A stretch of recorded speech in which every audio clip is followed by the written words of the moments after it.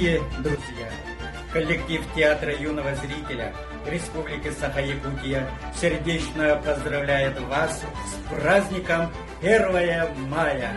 Для многих людей этот день символизирует как приход весны, тепла, пробуждение природы, стремление к созидательному труду. Мы знаем, что только трудясь и создавая, можно добиться лучшей жизни.